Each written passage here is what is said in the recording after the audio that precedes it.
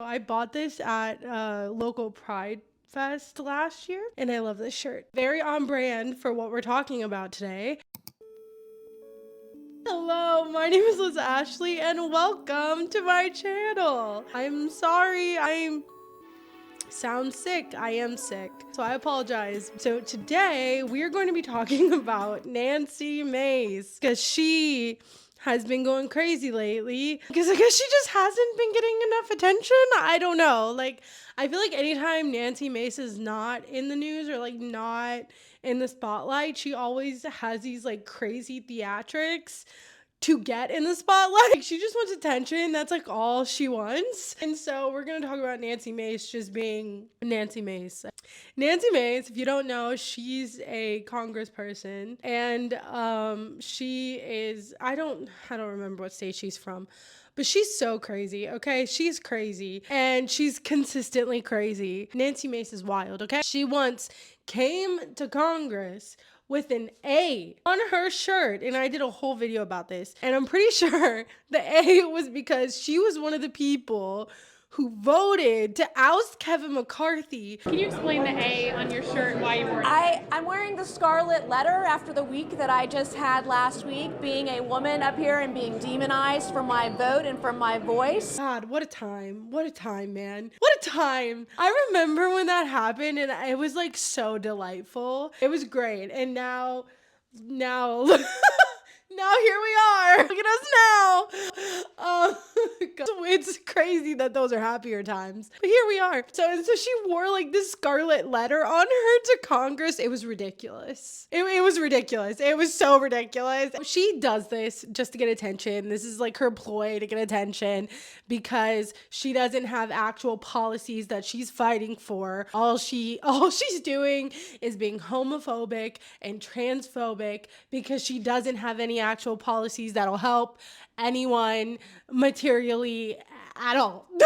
At all. Nancy Mace was in was in like an Ulta, and one of her constituents came up to her and was like, hey, when are you gonna have a town hall? Because that's the whole thing. Republicans are not having town halls right now because everyone is yelling at them. And honestly, I love seeing the videos. It's great. They're wonderful. I enjoy them. And as a person who lives in a red state, Josh Hawley, who is my senator, never has town halls. Josh Hawley does nothing. And so this guy comes up to her, and he's very, like, he's not rude at first at all. He's just like, hey, when are you gonna do a town hall?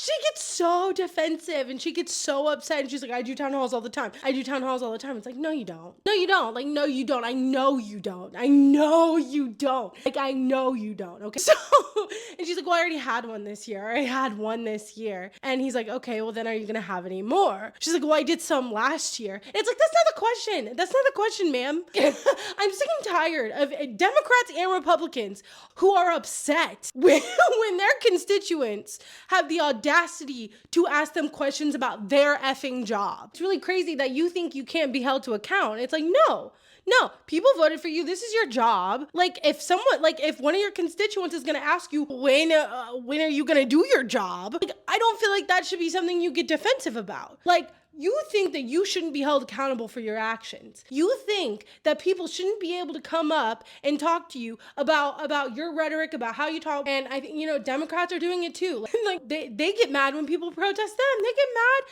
when people talk back to them, like Chuck Schumer. Like, they all get mad. They all get mad when someone dares to hold them accountable, when someone dares to talk back to them. And it's crazy. It's crazy. I'm like, no, this is your job. These are your constituents. You should be accountable to them, and they should be able to ask you things. I don't care. And so, yeah.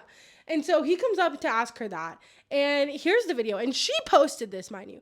Like, she posted this video. This is something she posted. He did not post this. He didn't record any of this. And yeah, so here's the video. Here's how it happened. It escalates very quickly because of her. So yeah. You're getting in my face about a town hall. You could have gone last year. Would you like me? If you have any plans to have more town halls this year? I have town halls every year. I have over a dozen every year. Because you people on the left are crazy. You're absolutely crazy. I'm absolutely you are. And get out of my face. You're insane. Goodbye. You're insane. You. That's what you are. You're a disgrace. I asked you a simple question, and you just to go on this tirade and tell me you. Yeah. Disgusting. Get out of my face. You. How about Get out of my face. Try it again. What's your name? What's your name? What's your name? Yep, I sure did. Absolutely. Get the out of my face. So she's crazy. She starts saying F you, F you. And then the whole thing about like, oh, well, I voted for gay marriage. It's like, it doesn't matter. I hate when people do that, when they're like, oh, I voted for gay marriage, so you can't be mad at me about not having a town hall as a congressperson. Like, that's crazy. It's like, no, this isn't about gay marriage. Well, I mean, it is a little bit, because I bet you anything she wouldn't vote for it now. Like, what are you saying? And so, like, if that came about now, which it might, you're not gonna vote for it? Like, what are you saying right now? What are you saying? And so she is just like, what? This is like a very homophobic thing to say, because it's like, I'm sure there are other issues he cares about than just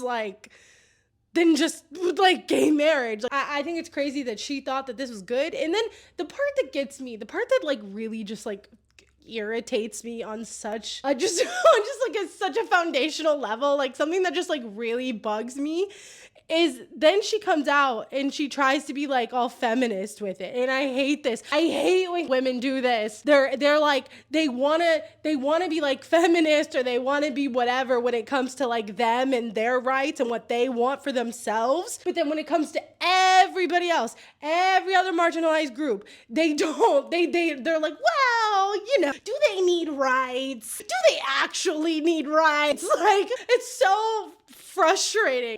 She's like, oh, this man came up to me.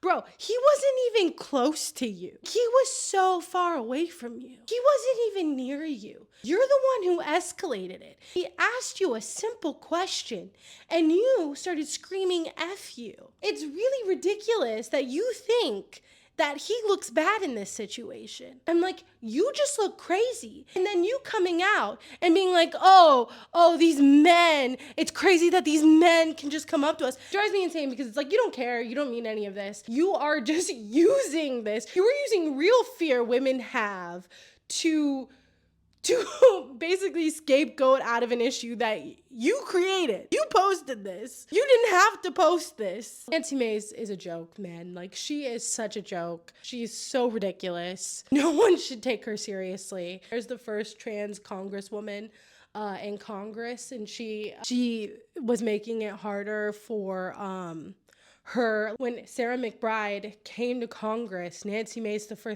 first thing she did was do this like bathroom bill. So Sarah McBride or any other trans or non-binary person in Congress, or like their staffers, or had to use specific bathrooms. Sarah McBride doesn't get a say.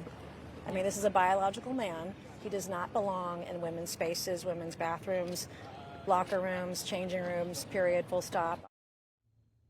Republican Congresswoman Nancy Mace introducing a resolution to ban transgender women from using the women's restrooms at the U.S. Capitol. The move comes just weeks after the first transgender person was elected to Congress. On social media, she writes this, quote, "This is a blatant attempt from far right-wing extremists to distract from the fact that they have no real solutions to what Americans are facing. We should be focused on bringing down the cost of housing, healthcare, and childcare, not manufacturing culture wars. Delawareans sent me here to make the American dream more affordable and accessible, and that's what I'm focused on." So Nancy Mace did this, right? Which I think is so insane. Unisex bathrooms are not like, there's so many places where I live that have unisex bathrooms, and they're not scary. They're not. She is like targeting Sarah McBride on like a daily basis. And it's just so horrible. She is the first trans woman in Congress, and I think that's significant, and I think that's amazing. And for someone like Nancy Mace to target her just as like a political theater moment for herself to get views is just so despicable. That's why Nancy Mace should not be taken seriously. She's a joke, and I hope she gets voted out the next time. And that's also what that guy said. So hopefully she does. We'll see. But that's the video today. Tell me what you think below. Have you seen this before? It's been making the rounds. Yeah, sorry, I'm so like nasally and congested. Thank you for watching. If you want to help me have a better day, you can subscribe and like. I'm trying to get to 1,000 subscribers, so if you could subscribe, that would honestly mean the world to me. Yeah, well, I'll see you in the next video. Bye.